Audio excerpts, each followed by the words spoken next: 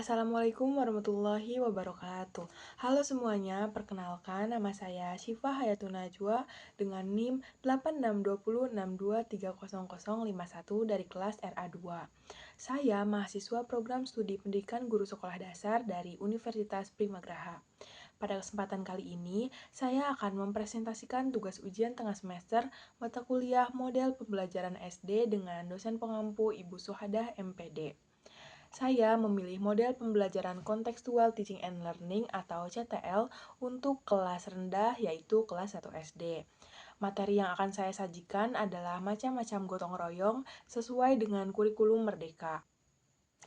Baik teman-teman, dalam video ini saya akan menyajikan yang pertama penjelasan mengenai model kontekstual teaching and learning atau CTL, yang kedua sintaks atau langkah-langkah pembelajaran CTL, yang ketiga kekurangan dan keunggulan dari model CTL, dan yang terakhir demonstrasi praktik mengajar di kelas 1 SD menggunakan model CTL. Apa itu CTL? Nah, Contextual Teaching and Learning atau CTL adalah pendekatan pembelajaran yang menghubungkan materi pelajaran dengan konteks kehidupan nyata siswa sehari-hari. Nah, dalam model ini, siswa tidak hanya mendengarkan dan menghafal, tetapi aktif membangun pengetahuan sendiri berdasarkan pengalaman mereka. Tujuan utamanya adalah membuat pembelajaran menjadi bermakna, relevan, dan menyenangkan. Selanjutnya, tujuan model pembelajaran CTL. Tujuan model pembelajaran CTL adalah membantu siswa memahami mengapa mereka perlu belajar materi tersebut. Yang kedua, mengembangkan kemampuan berpikir kritis dan kreatif melalui pengalaman nyata. Dan yang ketiga, meningkatkan kerjasama, sikap, sosial, serta membentuk karakter siswa terutama nilai gotong royong, sesuai dengan materi dalam pembelajaran microteaching hari ini. Selanjutnya, 7 model pembelajaran CTL. Model CTL memiliki 7 komponen atau sintaks. Yang pertama itu ada konstruktivisme, yang kedua ada inquiry, yang ketiga ada questioning atau bertanya, yang keempat ada learning community, yang kelima ada modeling atau permodelan, yang keenam ada reflection atau refleksi, dan yang ketujuh ada authentic assessment atau penilaian nyata. Ketujuh komponen ini akan saya jelaskan dengan penerapannya pada materi macam-macam gotong royong. Nah, selanjutnya ada penerapan CTL. Yang pertama di kegiatan pendahuluan. Pada kegiatan pendahuluan, kita menggunakan konstruktivisme. Nah, dengan cara guru mengaitkan materi baru dengan pengalaman siswa melalui pertanyaan apersepsi. Dengan cara ini, siswa langsung merasa bahwa materi gotong royong adalah sesuatu yang sudah mereka alami dalam kehidupan sehari-hari. Contoh pertanyaannya itu, siapa yang tadi pagi membantu orang tua di rumah anak-anak? Yang kedua, kegiatan inti. Masuk ke kegiatan inti adalah dengan cara inquiry dan questioning atau pertanyaan. Pertama, inquiry atau menemukan. Guru menampilkan beberapa gambar gotong royong dan siswa diajak menemukan sendiri macam-macam gotong royong yang dilakukan di rumah, di sekolah, dan di masyarakat. Selanjutnya, penerapan kegiatan inti yaitu learning community dan modeling. Nah, learning community itu siswa bekerja secara berkelompok atau berpasang-pasangan mengerjakan LKPD. Mereka saling berdiskusi dan membantu satu sama lain. Kemudian, modeling yaitu guru memberikan contoh nyata dengan mendemonstrasikan mengangkat meja bersama siswa. Tujuannya adalah agar siswa melihat langsung bahwa gotong royong membuat pekerjaan menjadi lebih ringan dan mudah. Selanjutnya, penerapan CTL di kegiatan penutup. Di kegiatan penutup terdapat 2 komponen. Yang pertama ada reflection atau refleksi. Siswa diajak menyimpulkan, misalnya, anak-anak hari ini kita belajar apa ya? Misalkan gotong royong di mana saja ya, dan apa sih manfaat gotong royong? Nah, kemudian authentic assessment atau penilaian. Penilaian dilakukan secara autentik melalui observasi sikap, partisipasi, dan tugas rumah yaitu menceritakan gotong royong kepada orang di rumah. Selanjutnya ada kelebihan model CTL. Model CTL memiliki beberapa kelebihan, di antaranya pembelajaran menjadi lebih bermakna dan mudah diingat karena terhubung dengan pengalaman nyata si siswa. Siswa jadi lebih aktif, antusias, termotivasi, serta terlatih sikap gotong royong dan kerjasama. Kemudian ada kekurangan atau tantangan CTL. Yang pertama, membutuhkan persiapan media dan LKPD yang cukup matang, dan pengelolaan kelas menjadi lebih sulit, terutama di kelas 1 SD yang masih sangat aktif. Assalamualaikum warahmatullahi wabarakatuh. Waalaikumsalam warahmatullahi wabarakatuh. Gimana kabarnya hari ini? Apakah baik? Alhamdulillah, luar biasa. Allahu Akbar. Yes. Alhamdulillah, kabarnya berarti semua baik semua. semua ya. Oke, sekarang Ibu mau tanya, siapa yang gak masuk hari ini? Atta, Alifia, Abi. Oke, berarti ada 3 orang. Atta, siapa lagi? Ada Sama Alfi.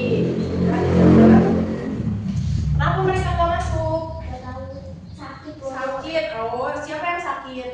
Atta. Apta, semoga Apta cepat pulih kembali dan bisa sekolah lagi. Amin. Oke, sekarang Ibu mau tanya, siapa yang tadi pagi membantu orang tuanya di rumah? Saya, Alisha dulu. Silakan Alisa. Alisa membantu apa di rumah?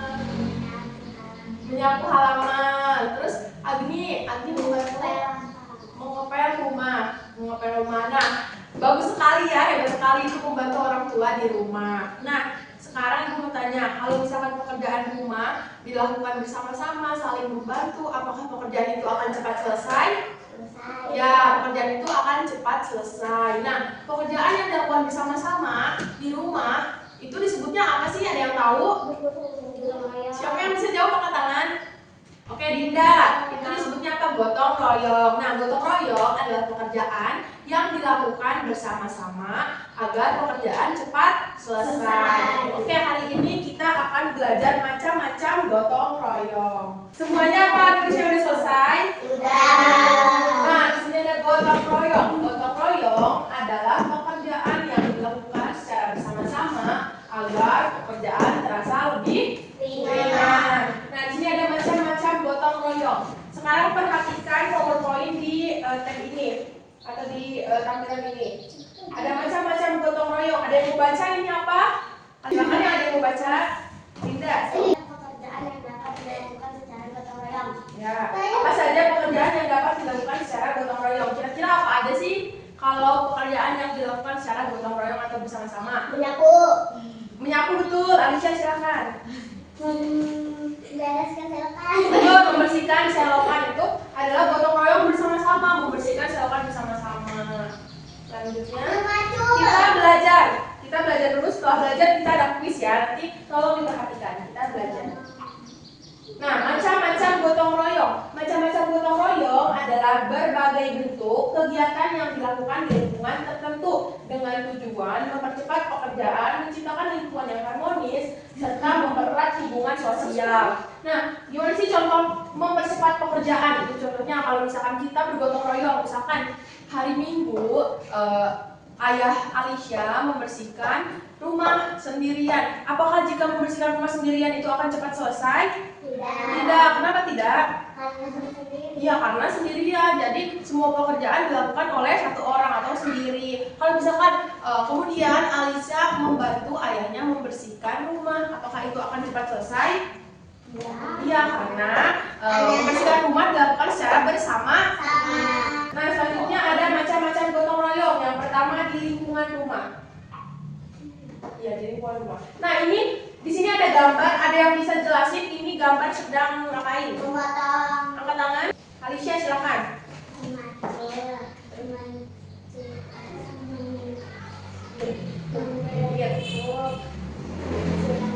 Ya, atau bisa disebut sedang berkebun. Nah, ini adalah salah satu contoh gotong royong di lingkungan rumah, yaitu sedang berkebun. Nah, selanjutnya, berkebun. Dengan bergotong royong, berkebun akan cepat selesai. Misalkan nih, di sini sedang bergotong royong. Di sini hanya ayahnya saja yang memacul, kemudian nanti ayahnya harus memberi bibit, terus ayahnya harus menyiram. Apakah itu akan cepat selesai jika dikerjakan satu orang saja? Tidak, itu akan lama dikerjainnya. Ayahnya harus beresin macul dulu, terus nanti nyiram tanaman, terus nanti memberikan bibit, gitu kan. Nah, di sini ibu sama anaknya ini membantu. Apakah pekerjaan ini akan cepat selesai? Ya, akan cepat selesai karena bekerja bersama-sama. Nah, selanjutnya membersihkan rumah. Di sini ada satu keluarga yang sedang membersihkan rumah. Membersihkan rumah sebaiknya dilakukan bersama-sama. Kita dapat membantu pekerjaan yang ringan. Pekerjaan yang ringan itu misalnya apa? Kayak mengepel, terus menyapu, terus membersihkan mainan, membereskan mainan, terus mengulang kaca. Nah, kita bisa membantu membersihkan rumah bersama-sama dengan ayah, ibu, adik, membersihkan membersihkan rumah bersama-sama agar pekerjaan cepat selesai. Oke, selanjutnya ada gotong royong di lingkungan sekolah. Di sini ada gambar. Ini apa sih yang sedang dilakukan di gambar ini? Nyapu, membersihkan papan tulis, Betul. meja. Terus nyapu lagi. nyapu, di sini ada yang sedang menyapu, ada yang sedang membersihkan meja, terus ada yang sedang menghapus papan tulis atau sedang melakukan piket kelas. Nah, melaksanakan piket kelas. Piket kelas dilakukan secara bersama-sama dengan teman. Saat piket, kita tolong menolong. Kegiatan ini akan terasa lebih ringan. Contohnya di sini, Icut piketnya hari apa? Senin. Terus Agni piketnya hari Sabtu. Terus Hafi piketnya hari Sabtu. Terus Dinda Selasa. Misalkan Agni dan Hafi piketnya hari Sabtu. Nah, misalkan Agni bagian menyapu, terus Hafi bagian menghapus papan tulis. Nah, itu pekerjaan akan cepat selesai karena dilakukan bersama. Selanjutnya ada gotong royong bersama tetangga. Ini gambar sedang apa itu bisa dilihat teman-teman, anak-anak. Bisa dilihat anak-anak di sini ada gambar. Sedang melakukan apa sih di gambar ini? Nyapu terus Ambil sampah. Terus ada yang lagi gotong tong sampah, ada yang bersih macul solokan dan lain sebagainya. Atau ini bisa disebut sedang kerja bakti membersihkan lingkungan. Nah, biasanya itu dilakukan bersama-sama di hari Minggu di lingkungan sekitar rumah kita. Nih, selanjutnya ada kuis. Di sini ada gambar. Di mana kegiatan ini dilakukan? Ada yang tahu? Oke, Agni dan Isya yang pertama. Agni dulu. Sekolah Isya? Betul. Coba kita coba ya, apakah jawabannya benar di sekolah?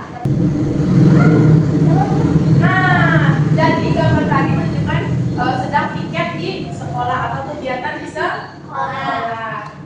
Selanjutnya di sini Ibu mau kasih soal yang harus kalian isi per orang ya, satu orang isi. Di sini ada gambar, nanti kalian isi. Ini termasuk rumah, sekolah, atau masyarakat. Oke anak-anak, apakah LKPD-nya sudah diisi semuanya? Jika yang sudah, silakan dikumpulkan ke depan.